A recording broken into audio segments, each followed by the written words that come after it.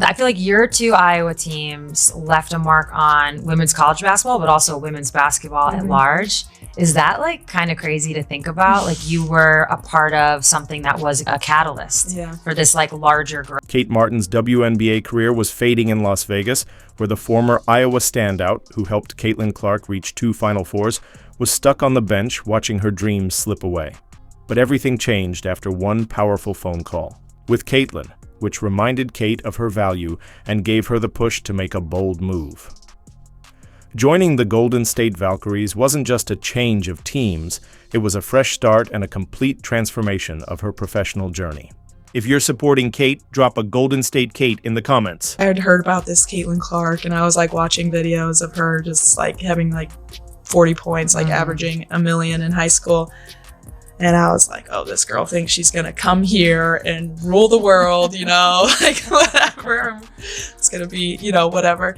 And there she did, came in right away and ruled the world. And I was like, all right, here we go. Imagine this. Before Caitlin Clark and Kate Martin arrived, Iowa basketball wasn't on anyone's radar. But together, they transformed Carver Hawkeye Arena into one of the most electric environments in college basketball. You saw the highlights, you felt the energy. But here's what most fans didn't realize. While Caitlin was hitting deep threes and breaking records, Kate Martin wasn't just a supporting player.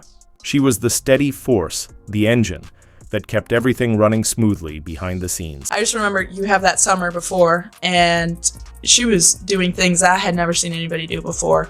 And as a freshman, to come in and have that kind of confidence, like, not everybody has that. Like, I was like, oh, I haven't really seen anything like this. And so we knew she was going to be outstanding. And then, at the beginning of the year, we had some big wins, and there was highs and lows that year for sure. But, it took us a little bit to figure it out. But it obviously turned out better than I could have ever expected or thought. Let's talk about what really went down during Iowa's back-to-back Final Four runs in 2023 and 2024, while the spotlight was on Caitlin Clark. And her record-breaking performances, Kate Martin was quietly delivering standout numbers of her own, averaging 6.8 rebounds and 13.1 points per game.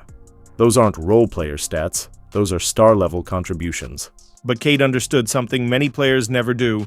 Sometimes being the perfect complement to a superstar is even more valuable than being the star yourself. Well, real quick, what did you notice about Caitlin's work ethic? Was there anything that stood out? Yeah, absolutely. I mean, she was in the gym constantly. Yeah. And it was like the way she approached everything too was like, it was like with a sort of excellence. It wasn't like, oh, I'm just going to go through the motions and like whatever. It was like, no, like I'm here to kick your butt in every single drill, every single practice. Like, and especially whenever our like gray squad guys were playing against us, it was like, if you're across from me, you're my enemy, you know? And like, I think that's just kind of how you have to approach things to get better. And she had that, next level mindset, and it really just raised us all up with her. Watch the tape from that Final Four showdown against South Carolina. Kate Martin calls it the highlight of her career, and it's easy to see why. Facing the undefeated Gamecocks, Iowa needed someone to anchor the game plan. And Kate stepped up. She made the smart, selfless plays that gave Caitlin Clark room to shine. Kate brought what she described as a calming effect beside Clark's fiery intensity. And when the moment called for tough talk, she could speak up because she had earned her teammates' trust through consistent effort and leadership in every single practice. You had to pick kind of like a favorite highlight, like getting to the Final Four. Yeah. Is it beating South Carolina and breaking their streak? Is it, getting to the final game? Like, what would have been the moment? I would say beating South Carolina was like, that was incredible. That was like the best moment ever, because like we like all believed that we could make it to a Final Four, and so we were just like, all right, we made it to a Final Four, like let's go, this is great. We didn't think we were gonna really make it to the national championship. Like the undefeated South Carolina, they're like Twin Towers down there, like just a very long, athletic, good team, and so when we executed that game plan perfectly and beat them, that was probably that's still probably my career high. Here's where it gets really interesting. Their friendship wasn't just great for team chemistry, it was pure basketball brilliance. Kate Martin and Caitlin Clark understood each other's games on a deeper level, to the point where they could anticipate plays before they unfolded.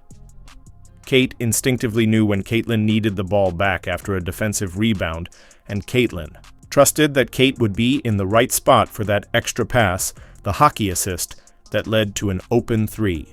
Their connection was seamless, built on trust, awareness, and countless hours on the court. I feel like looking back on it, and then even just talking to you now, it's like, yes, Caitlin is like a big focal point of the team. Yeah. She's going to have to do a lot of the scoring, all the things. And it's almost like good cop, bad cop or something. Yeah. Now, I don't mean it in No, literal terms, but she just had to be herself, and that was going to win you games. But then you had to come in and kind of be like a calming effect and that. So I'm actually really curious, as these teams start to take shape in 2023 and then 2024, what was your leadership style in conjunction with a player like Caitlin, but also the rest of your team? But being a great teammate was just the beginning. Kate Martin was doing the gritty, unglamorous work that rarely makes the highlight reels. She was the one setting the crucial screens that freed Caitlin Clark for those signature deep shots. She rotated on defense, covering gaps when Caitlin gambled for steals, and when shots didn't fall, it was often Kate fighting for offensive rebounds, giving Iowa the second chances they needed to keep their momentum alive. Her impact went far beyond the box score. It was the foundation of their success. I was definitely more of the calmer presence and being like, hey, look me in the eyes, deep breath, it's all gonna be okay. And I think the leadership style that I really had was just trust.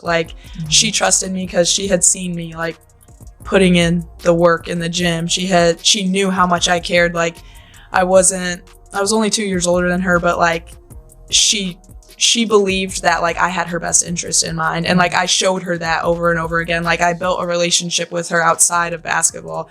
I tried to build relationships with all my teammates outside of basketball, so it wasn't the only time I'm talking to you is out on the court and telling you hey, you can't do that, or hey, do that, whatever. It's called relationship equity. Exactly. Iowa's success over those 2 incredible years was no accident, and it wasn't just Caitlin Clark's brilliance that made it happen. It was the rare connection between 2 players who elevated each other, creating a level of basketball neither could have reached alone. Kate Martin was the glue, the steady force that held together one of the most memorable and successful stretches in Iowa. Basketball history.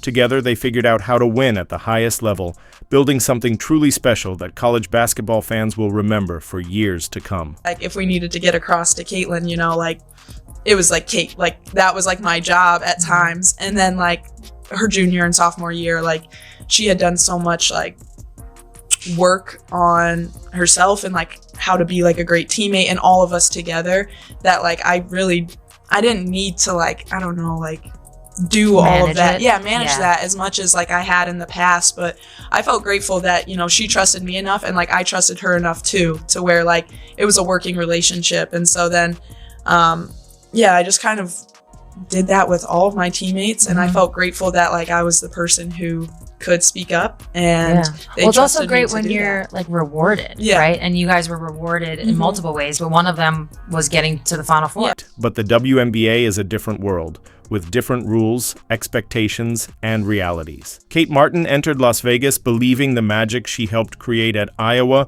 would carry over seamlessly to the pros. She was wrong. Drafted by the Las Vegas Aces, Kate was hit hard by the professional pace and hierarchy. While Aja Wilson and the seasoned Aces core dominated every meaningful minute, Kate was left watching from the sidelines.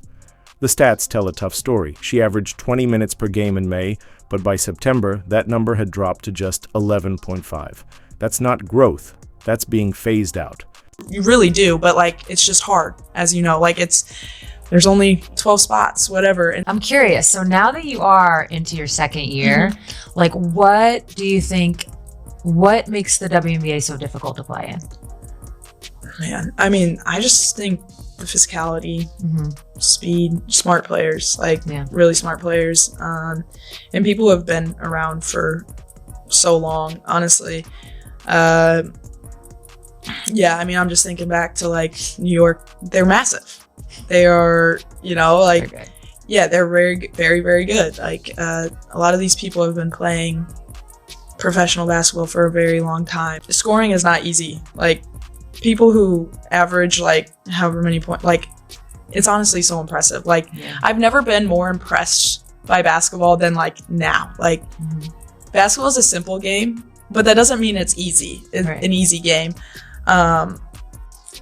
But yeah, like, people work really hard. They are long, they're big, they're fast, they're physical. So me just like having to learn how to be patient, play off of 2 feet, play in control. That is something, you know, I'm still working on, because sometimes you're like trying to do the right thing always and like make the right read, but then you forget, like, hey, just go play basketball. It's because it's really, really hard to come off the bench in what is a version of limited minutes compared to starters. It's not always that case, but you get my point. In a limited amount of time and be really impactful. Yeah. That is one of, I think, the hardest things. And anytime I've been around a teammate who's been able to do that, at times it's more impressive than the star player who just has that ultra green light. And you've kind of already brought up the balance. How did you feel about the whole expansion draft situation? I was really excited. Okay. Yeah. So when you weren't protected, were you like kind of expecting that, and then it was like whatever happens happens? Yeah, I was kind of expecting that. I mean, you just looked at the roster and you're like, there's just like too many good players. It's a business. Like, you know, like, it is what it is. Up until then, I didn't know if I had been protected or not. Okay. And so, oh yeah, that's right. They don't actually tell you. They told some people, but they didn't. I was not informed. No, it's actually smart they don't tell. Yeah, because that would just be that'd be messed up. Yeah, and so when I got told I was going to get picked up, I was just super excited for another opportunity. Like, some people don't get opportunities to go to a training camp or, like, you know, get the opportunity to make a team. And so the fact that I knew I was going to get another shot, I was excited and felt really grateful for it. So yeah, I was really happy. Yeah. Now you're in the Bay. It's a new franchise. Season tickets were sold out immediately. I've heard home games are insane. They are. The owners have come out. They said a chip within the first 5 years. So the expectations are high. But like you said, it was an opportunity to make a team, and you did. So what has that excitement of a new franchise